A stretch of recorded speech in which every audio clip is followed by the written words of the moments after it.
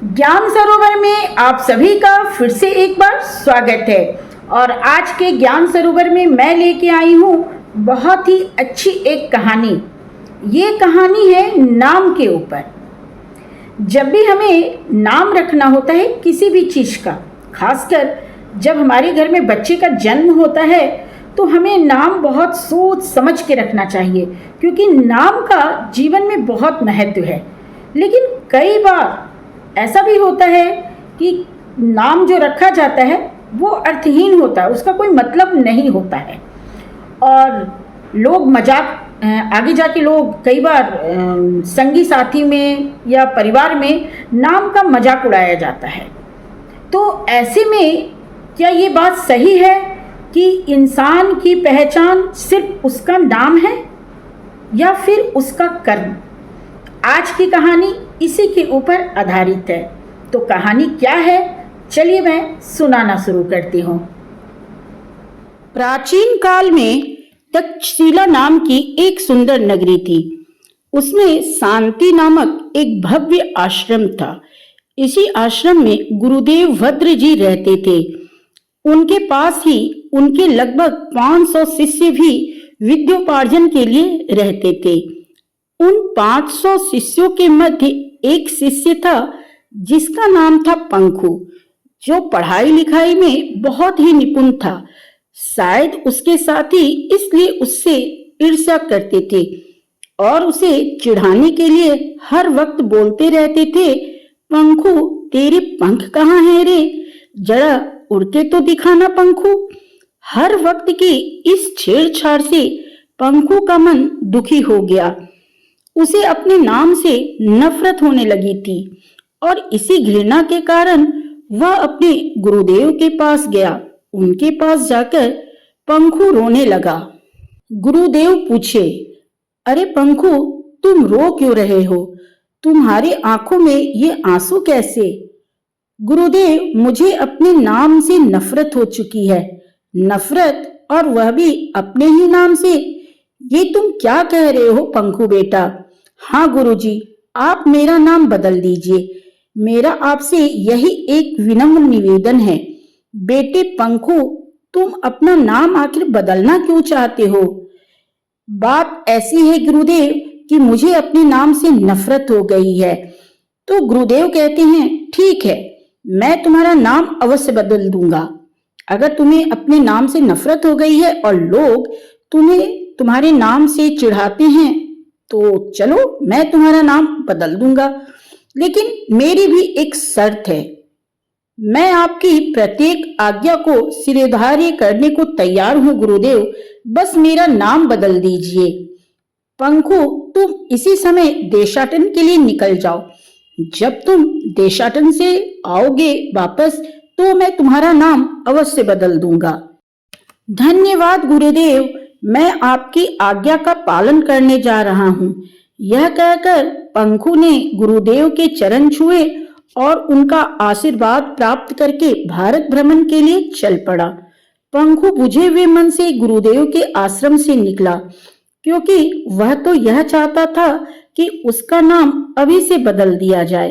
लेकिन गुरुदेव ने देशाटन की जो शर्त रखी थी यह उसे बहुत बुरी लग रही थी।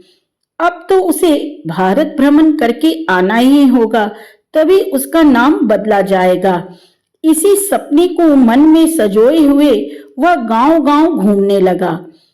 इसी बीच एक नगर में आ पहुंचा तो उसने नगर के प्रवेश द्वार पर ही एक अर्थी जाती हुई देखी, जिसे 4 आदमी अपने कंधों पर उठाए जा रहे थे। उसके पीछे पीछे अनेक नगरवासी रोते रोते आ रहे थे। भैया, यह कौन मर गया है जो इतनी भीड़ इकट्ठी हो गई है? पंखु ने दुखी मन से पूछा। भैया जी, मरने वाले का नाम अमर सिंह था। अमर होते हुए भी वह मर गया? भला अमर भी कभी मरता है क्या? नहीं, यह गलत है। जो अमर है, जिसका नाम अमर है, वह कभी मर नहीं सकता। पंखु अपनी बात पर जोर देकर कहने लगा, भैया जी, नाम अमर रख लेने से भला कभी आदमी अमर हुआ है क्या? नाम तो केवल पहचान बनाने के लिए होते हैं। नाम का व्यक्ति पर कोई प्रभाव नहीं पड़ता। मौत नाम रखने से आदमी मर तो नहीं जाता। पंखु के मन में यह बात पूर्णतः तो नहीं बैठी, लेकिन वह एक बार सोचने पर विवश हो गया। यहाँ से चलकर पंखु किसी दूसरे नगर में पहुंचा। वहां एक घर के बाहर कोई औरत एक छोटी सी लड़की को डंडों से पीट रही थी।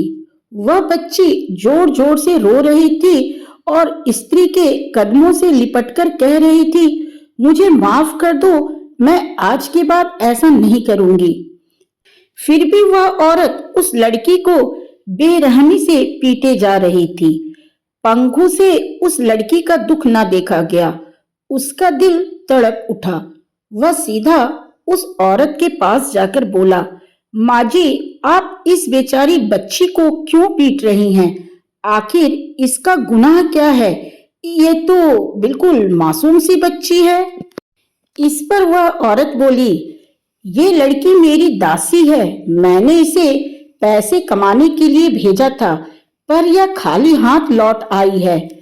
पंखु ने एक सोने की मुहर निकालकर उसके हाथों पर रख दी और कहने लगा, अब तो आपको कोई शिकायत नहीं है। अब इसे छोड़ दो। कल से यह आपकी सेवा ठीक ढंग से किया करेगी। फिर अभी बच्ची ही तो है।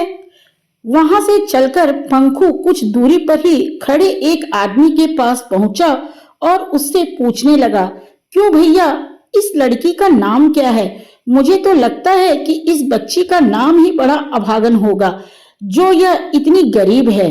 बेटे, इस लड़की का नाम धनवंती है। क्या कहा? पंखु का मुंह खुले का खुला रह गया। वह कहने लगा, नाम धनवंती है और इसके पास एक कौड़ी भी नहीं है। भाई, तुम भी मूर्खानंद ही लगते हो। अरे, नाम में क्या रखा है? यह तो आदमी की पहचान कराता है। दौलत नाम रख लेने से क्या कोई मालदार हो जाता है? शायद यह आदमी ठीक कहता है। नाम रख लेने से क्या प्राणी का भाग्य बदल जाएगा? प्रकाश नाम हो तो क्या अंधे को नजर आने लगेगा? नहीं नहीं, यह मेरी भूल थी जो मैं उन लोगों की बातों में आ गया और अपने ही नाम से नफरत करने लगा। मेरा नाम पंखु है तो क्या मेरे पंख लगे हुए होंगे? नाम तो वास्तव में केवल आदमी की पहचान के लिए होता है। यही सोच विचार करके पंखु ने तक्षशिला लौट जाने का निर्णय किया। वह वहीं से वापस चल पड़ा। रास्ते में बहुत भयंकर जंगल पड़ता था। इस जंगल में इतना अंधेरा था कि रास्ते पर चलना कठिन सा लग रहा था। फिर रास्ते में काली आंधी भी आ गई, जिसके कारण वह रास्ते से भटक गया था। उसकी बुद्धि काम नहीं कर रही थी कि वह आखिर किधर जाए।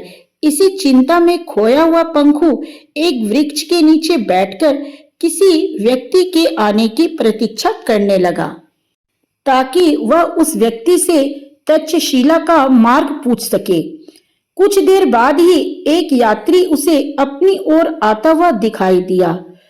उसके उदास चेहरे पर खुशी की लहर दौड़ गई। उसे यह आशा हो गई कि अब उसे मार्ग का पता चल सकेगा। इसी बीच वह यात्री भी उसके करीब आ गया था। भैया जी, पंखु ने उसे पुकारा। बोलो भाई, तुम मुझसे क्या चाहते हो? भैया जी, मैं तक्षशिला जा रहा था। किसी कारणवश रास्ता भूल गया हूँ। क्या आप मेरी कोई मदद करेंगे? आओ, मेरे साथ साथ आ जाओ। सत्य बात तो यह है कि मैं भी अपने मार्ग से भटक गया था। मुझे भी अभी अभी एक और यात्री ने सही मार्ग बताया है। पंखु उस व्यक्ति के पीछे पीछे हो लिया। उसके मन में अब पूर्ण शांति थी।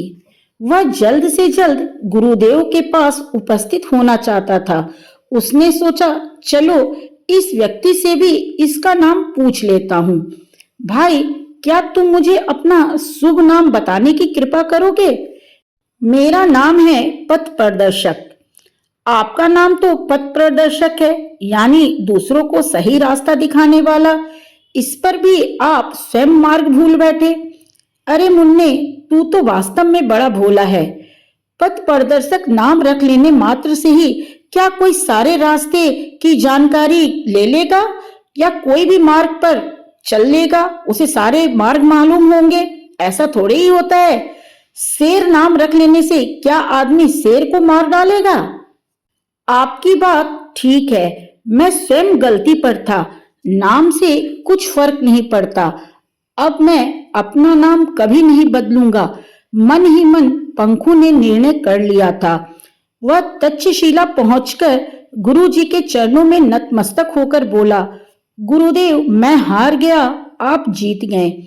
अब मेरी समझ में आ गया है कि नाम रखने से कुछ भी नहीं होने वाला है। इससे तो केवल आदमी की पहचान ही बन पाती है। यह सुनकर गुरुदेव ने कहा, सुनो शिष्य, निम्नलिखित दोहे के माध्यम से तुम्हें ज्ञात हो जाएगा कि नाम का जीवन में कोई भी महत्व नहीं है। अगर जीवन में महत्व है तो केवल मनुष्य के कर्म का। अमर सिंह तो मर गए, धनवंती मांगे भीख, भटक गए पथ प्रदर्शक, पंखू सब में ठीक। ये 2 लाइन की कविता है जिसमें की पूरी कहानी का सार छिपा हुआ है। इस कहानी से हमें ये शिक्षा मिलती है कि नाम कुछ भी हो, सब कुछ कर्म होता है। इसलिए हमें नाम पर नहीं बल्कि अपने कर्म पर ध्यान देना चाहिए, सत्कर्म करते रहना चाहिए। चलिए, अपनी बातें और ये कहानी मैं यहीं पे समाप्त करती हूँ, इस वादे के साथ कि अगली बार मैं फिर आऊंगी किसी नई प्रेरणात्मक कथा के साथ। तब तक के लिए जय हिंद, जय भारत।